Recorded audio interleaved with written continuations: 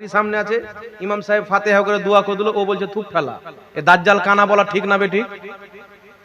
কথা বলে তো দাজ্জাল কানা মানে তো কি, মানুষ খাবারে থুপ দেয় জি, তো দাজ্জাল কানা মানে এক পয়েন্ট বেশি দেখে নিয়েছে, তাই বলছে যে থুপ ফেলা খাবার আমরা খাই না। কিন্তু বিরাদর ইসলাম, ফাতিহার খাবার এটা নাউজুবিল্লাহ থুপ ফেলা বলা হচ্ছে রাসূলুল্লাহর আমলকে মানে অপমান করা।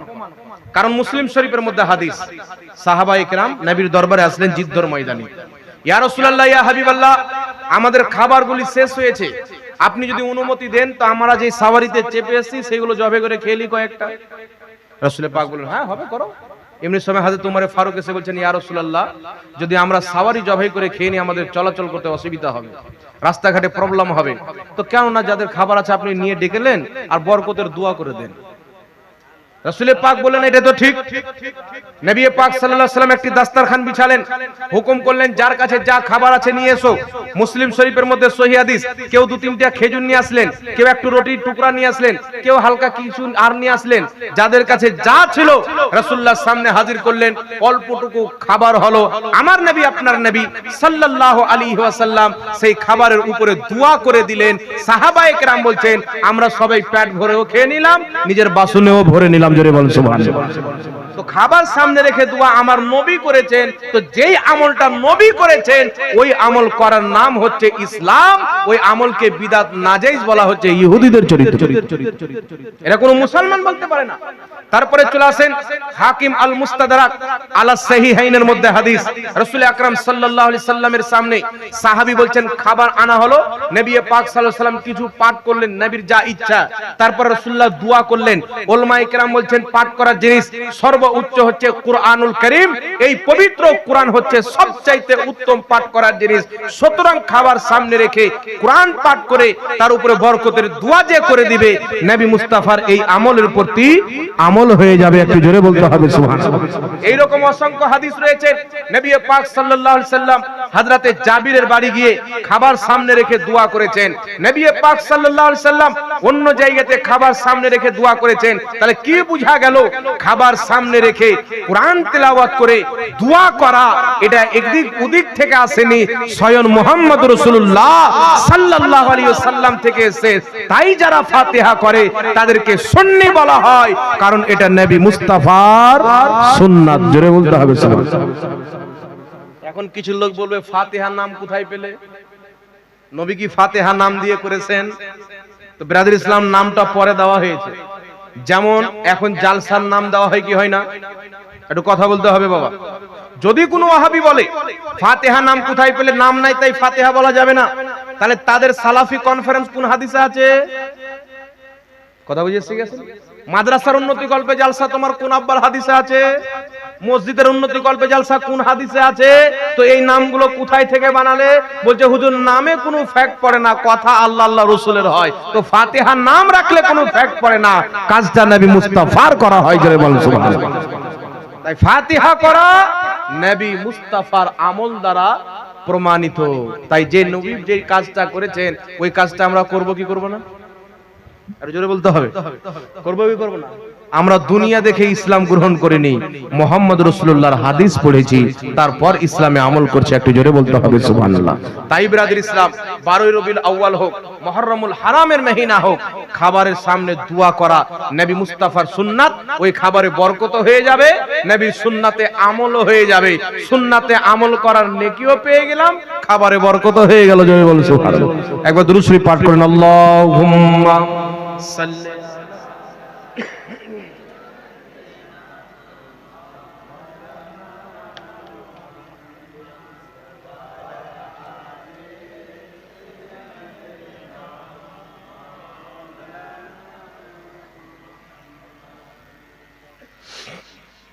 যাই হোক ব্রাদার ইসলাম,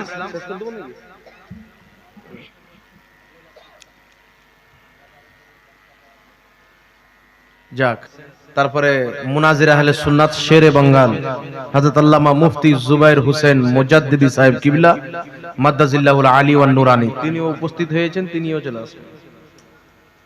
আমি তিনার ব্যাটার মতন ব্যাটাকে শুনেন, বাপ ফের আরো দেখবেন খাতারনাক। নাম শুনলে ওয়াহাবিদের পাতলা পায়খানা বেরিয়ে যায়। কথা বুঝছেন? আপনাদের কালীচকের কোন এলাকায় আমি হুজুরকে জিজ্ঞাসা করতে ভুলে গেলাম, মুনাজারাতে এসেছিলেন ওয়াহাবিদের সাথে, বেটারা আসেনি। মুফতি সাহেব এসেছেন, কালকে থেকে এসে বসে আছেন, মুফতি ফজলুর রহমান এসেছেন, এরা আসেনি, ডেট করেছে, আসেনি। না আসবে কি করে জানে তো, এটা সুন্নি। এদের সামনে গেলে এদের আলা হযরত যেমন আমাদের বাপ দাদার ধাজিয়া উড়িয়ে দিয়েছে, আলা হযরতের মাননেওয়ালাও ধাজিয়া উড়িয়ে দিবে। কথা বুঝে এসে গেছেন?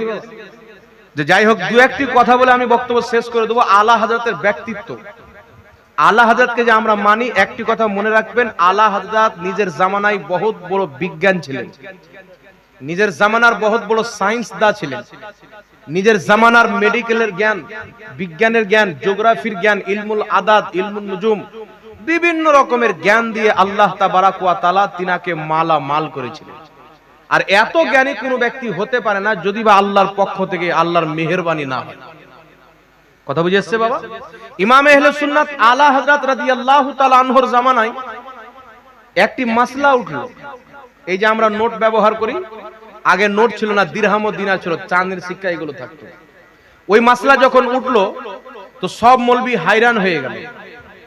ফতোয়া লিখতে যাবেন, আটকে পড়ে আছে ফতোয়া, অনেক সময় লাগছে, মৌলবি লিখছে না। বড় বড় দরবার খামোশ মাদ্রাসাতে ফতোয়া পড়ে আছে। যে কাগজে যে নোটে আসছে 1000 টাকার নোট, 500 টাকার নোট, এই নোট টাকা হিসেবে গ্রহণ করা শরীয়তে বৈধ না অবৈধ? আজকে তো আমরা খুশি খুশি পেলে তো কেউ ছাড়বো না, নাকি বলেন? এটা মাসলা উঠেছিল যখন এটা নোট চালু হয়, সব খামোশ আছেন। মদিনা মক্কাতে ফতোয়া পাঠানো হয়েছে, মক্কার লাইব্রেরিতে ফতোয়া পড়ে আছে। ইমাম আহলে সুন্নাত রাদিয়াল্লাহু তাআলা আনহু গিয়েছেন হজ করতে, ওখানেও ফতোয়া দিয়েছেন। উনি কি করেছেন? ফতোয়া লিখতে আরম্ভ করেছেন। মাত্র কয়েক দিনের মধ্যে এই বিষয়ে একটি কিতাব লিখে মাসলার সমাধান করে দিয়েছেন যে এই নোট ব্যবহার করা টাকা হিসাবে জায়েজ আছে। জোরে বলুন সুবহানাল্লাহ। মুসলিম আলীগড় ইউনিভার্সিটির একজন প্রিন্সিপাল ব্যক্তি, নামি দামি ব্যক্তি, গোটা ভারত ছানবিন করে দিল, একটা মাসআলার সমাধান পেল না। মেডিকেলের মাসআলা ছিল, সে চিন্তা করলো আমি জার্মানি যাব, টিকিট করে ফেললো। আলা হযরত রাদিয়াল্লাহু তাআলা আনহুর দরবারে একজন যেতেন আসতেন, তিনার খাস মুরিদ ছিলেন। তিনি বললেন, হুজুর আপনি জার্মানি যাওয়ার পূর্বে আমার মনে হয় একবার আহমদ রাজা খাঁ রাহমাতুল্লাহ আলাইহির দরবারে যান, আমার মনে হয় ওখানে গেলে আপনার মসলার সমাধান হয়ে যাবে। এ ডাক্তার মাস্টার মানুষ ছিলেন, এ চিন্তা করলো মৌলভী সাহেবের কাছে মাসলার কি হাল হতে পারবে, মানে মৌলভী কি জানে, এ তো দুয়া দুরুদ ফাতিহা ছাড়া আর কিছু জানে না, মাসলা মাসাইল ছাড়া কিছু জানে না। ওকে বারবার বলতে বলতে বলতে চলো একবার তাহলে চলেই যাই। এই ব্যক্তি গেল, আলা হযরত রাদিয়াল্লাহু তাআলা আনহু বসে আছেন, সালাম দিলেন, প্রশ্ন করলেন, হুজুর একটা প্রশ্ন নিয়ে এসেছি, দেখেন তো পারবেন কি পারবেন না। মানে এ তো জানে যে পারবে না, এ কনফার্ম আছে যে পারবে না, আমার আশাই হয়েছে, সবাই বলার কারণে আমি এসেছি। আলা হযরত রাদিয়াল্লাহু তাআলা আনহু ওর প্রশ্নের উত্তর দিতে 1 মিনিটও দেরি করলেন না, ফাটাং উত্তর দিয়ে দিলেন, মাথায় হাত দিয়ে দিলেন, আর বললেন যে আমি আজকে বুঝতে পারলাম যে আলিম হওয়ার পরে কেউ বহুত বড় বিজ্ঞানও হতে পারে। জোরে বলেন সুবহানাল্লাহ।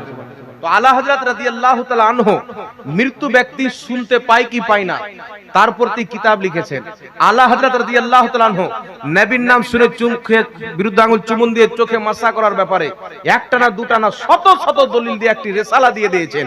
ইমাম আহলে সুন্নাত আলা হযরত যেই বিষয় নিয়ে মানুষ দ্বন্দ্ব তৈরি করে, আজ থেকে 100 বছর পূর্বে সমস্ত বিষয়ের প্রতি একটি একটি করে কিতাব পৃথিবীকে দিয়ে দিয়েছেন।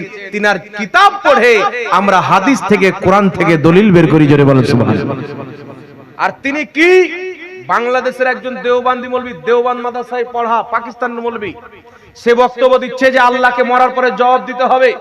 আমি যদিও দেওবন্দি থাকি, কিন্তু মাওলানা আহমদ রাজা রাহমাতুল্লাহ আলাইহির ফতোয়ার কিতাব ফাতাওয়া রিজভিয়া, যেটা আমার কাছে 34 জিলদে রয়েছেন, আমি এটা মানি যে ওই জামানার যত ফিরকার লোক হোক, আহলে হাদিস হোক, দেওবন্দি হোক, যত ফিরকার লোক আছে, তারা যদি নিজের আকাবিরের 100 বছরের ফতোয়াকে একত্রিত করে, আলা হযরতের ফাতাওয়া রিজভিয়ার সমতুল্য হতে পারে না। জোরে বলতে হবে সুবহানাল্লাহ। যারা 100 বছরে যে কাজ করতে পারেনি, সমস্ত ফিরকার মৌলভী মুফতি মিলে ইমাম আহলে সুন্নাত নিজের জীবনে করে দিয়েছেন। উলামায়ে কেরাম বলেছেন আলা হযরত নিজের জীবনে যটা দানা খায়নি, তার চাইতে বেশি মাসআলার সমাধান করেছে। জোরে বলতে হবে সুবহানাল্লাহ। তাই দেওবন্দীদের গুরু আশরাফ আলী থানভী বলছে, আমি যদি সুযোগ পেতাম তো আলা হযরত রাদিয়াল্লাহু তাআলা আনহুর পিছনে নামাজ পড়তাম, আলা হযরত আশরাফ আলী থানভীর উপরে কুফরের ফতোয়া লাগাচ্ছেন, আর সে বলছেন যে আমি যদি সুযোগ পেতাম তার পিছনে নামাজ পড়তাম।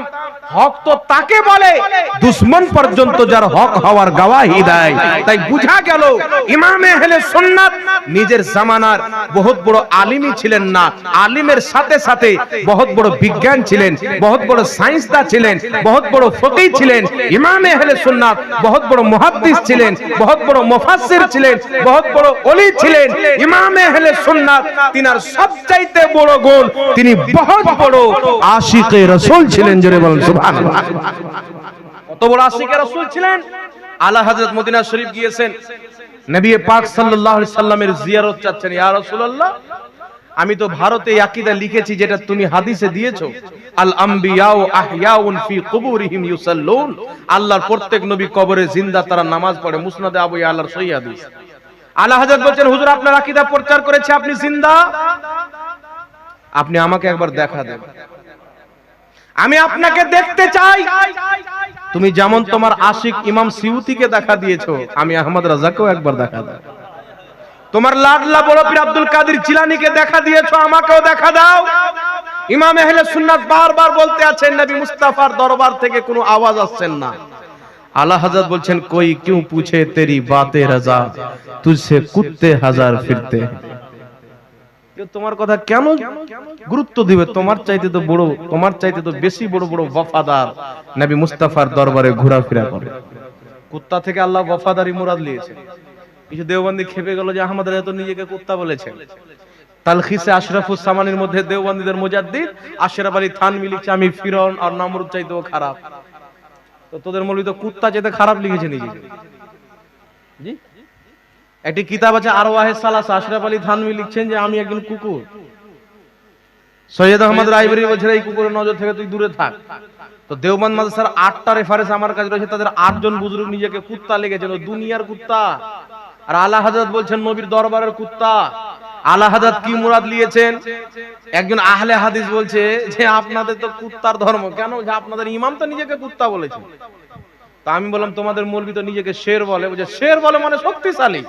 আমরা শের তো জানোয়ার, তাহলে তোমাদের মৌলবি জানোয়ার? শের মানুষ না জানোয়ার? কথা বলতে হবে, জানোয়ার না? আহলে হাদিস মৌলবিরা জানোয়ার, কারণ তোরা বলেন আমার শের। ওদের অনেক মৌলবি আছে যারা লিখে রেখেছে এটা আছে আহলে হাদিসের শের। তাহলে হাদিসের শের, শের তো জানোয়ার, তাহলে কি তোমরা জানো না? হুজুর বুঝেননি, কেন বুঝিয়ে দাও। বলছে শের মানে শের যেমন জানোয়ারের মধ্যে শক্তিশালী, তো শক্তিশালী হওয়া, নির্ভয় হওয়া, এটা শেরের একটা গুণ, সিফাত, বৈশিষ্ট্য। তো আমি সেই বৈশিষ্ট্য মুরাদ নিয়ে আমাদের মৌলবীকে শের বলা হয়, মানে শক্তিশালী, নির্ভয়, যার সামনে কেউ টিকে না। তো আমি বললাম কুকুরকে কেউ যদি লালন পালন করে, কেউ যদি পুষে, তাহলে সেই কুকুর মালিকের সাথে কোনোদিন গাদ্দারি করে না, তার বাড়িরও রাখওয়ালা করে, তার বাড়ির ধন ভান্ডারের রাখওয়ালা করে। তো ইমামে আহলে সুন্নাত বলছেন, ইয়া রাসূলুল্লাহ, আমি আপনার কি ওয়াফাদার, আমার চাইতে বড় বড় ওয়াফাদার তোমার দরবারে ঘোরাফেরা করে। বলুন সুবহানাল্লাহ। আলা হযরত কুকুর বলতে কুকুর বৈশিষ্ট্যকে নিয়েছেন। কুকুরকে যেই ব্যক্তি লালন পালন করে, কুকুর তার মালিকের সাথে কোনোদিন গাদ্দারি করে না।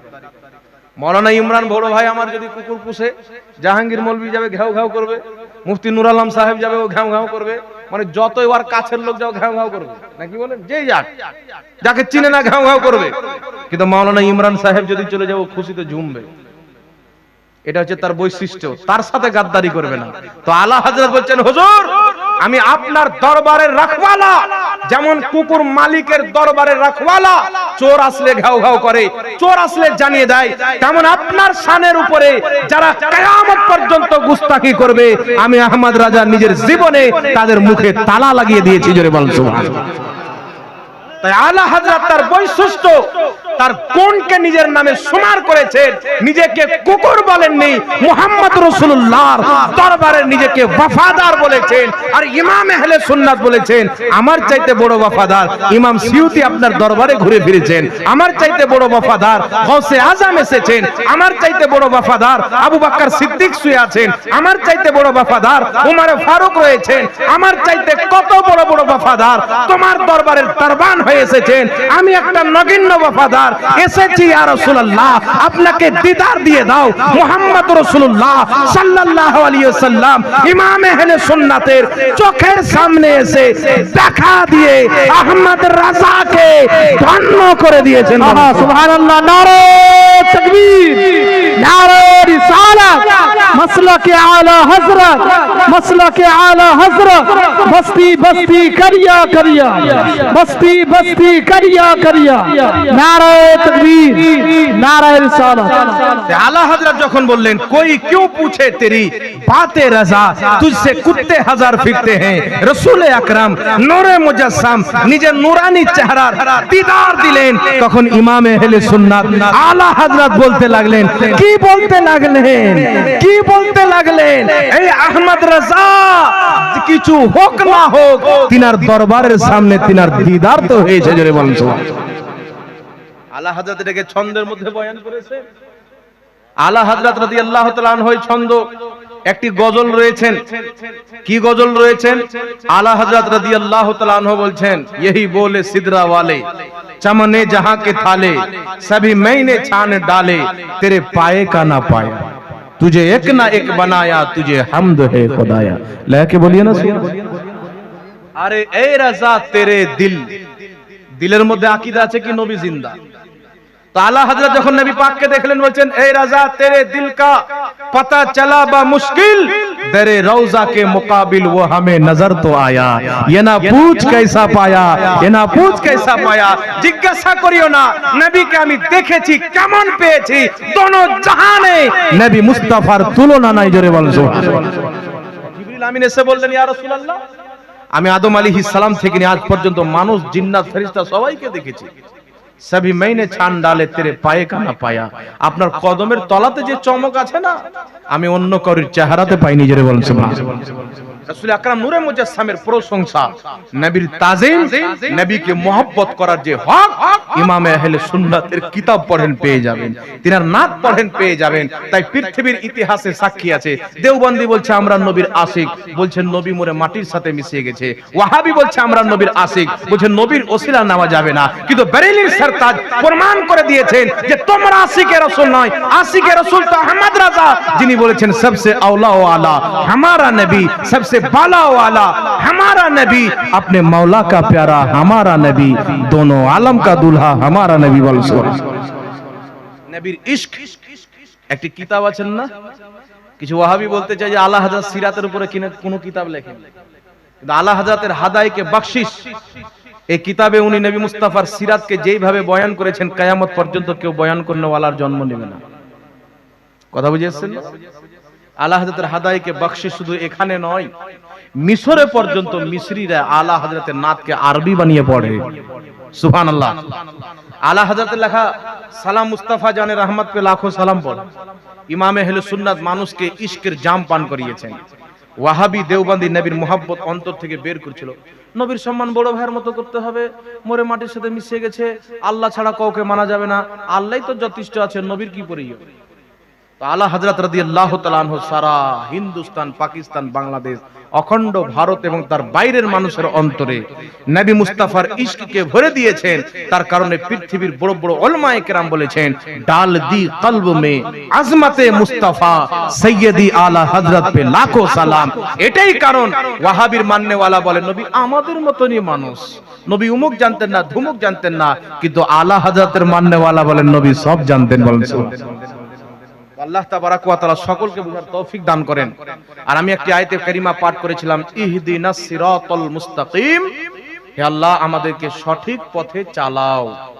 সিরাতাল্লাযিনা আনআমতা আলাইহিম, তাদের পথে যাদের প্রতি তুমি ইহসান করেছো। এটা আল্লাহ হযরত তরজমা করেছে। আর ওয়াহাবি মৌলভী আশরাফ আলী থানভী তরজমা করেছে, আল্লাহ আমাদেরকে সঠিক পথ দেখাও। বুঝতে পারছেন? সঠিক পথ দেখাও মানে সঠিক পথের অনুবাদই করতে পারে না, তো সঠিক পথ কি ভাবে চলবে? সঠিক পথে তো আলা হযরত বলেন সঠিক পথে চালাও তাদের পথে যাদের প্রতি তুমি অনুগ্রহ করেছো, যাদেরকে নিয়ামত দিয়েছো, অর্থাৎ সাহাবা, তাবেঈন, আহলে বাইত, গওস, কুতুব, আবদাল, আওতাল, তোমার নেক বান্দা যাদেরকে তুমি পুরস্কৃত করেছো তাদের পথে আমাদেরকে চালাও। ওই পথটাই হচ্ছে আল্লাহর পথ। তাই ইমামে আহলে সুন্নাত সাহাবার আকীদার হিফাজত করেছেন, খলিফায়ে রাশিদিনের আকীদার হিফাজত করেছেন, গওস, কুতুব, আবদাল, চারো মাযহাবের ইমাম, আকীদার ইমাম, হাদিসের ইমাম, সমস্ত ব্যক্তির যে আকীদা 1450 বছর থেকে চলে আসছেন তাকে ইহুদি, খ্রিস্টান, ওয়াহাবির মাধ্যমে মিটানোর যখন চেষ্টা করলো, বারেইলির সরতাজ সমস্ত ব্যক্তির আকীদাকে 1000 চাইতে বেশি কিতাব লিখে মানুষের সামনে উপস্থাপন করে দিলেন। তাই পৃথিবীর মানুষ যখন বলবে মাসলাকে আলা হযরত, তার মানেই হচ্ছে সাহাবার দ্বীন জিন্দাবাদ, তাবেঈনের দ্বীন জিন্দাবাদ, গওস, কুতুব, আবদালের মাযহাব জিন্দাবাদ। জোরে বলুন সুবহানাল্লাহ। আলা হযরতের মাসলাক, গওসে আযমের মাসলাক, সাহাবার মাসলাক, কুরআন ও হাদিসের মাসলাক, মুহাম্মদুর রাসূলুল্লাহর দেওয়া মাসলাক। ওয়া আখিরুদ দাওয়ানা আনিল হামদুলিল্লাহি রাব্বিল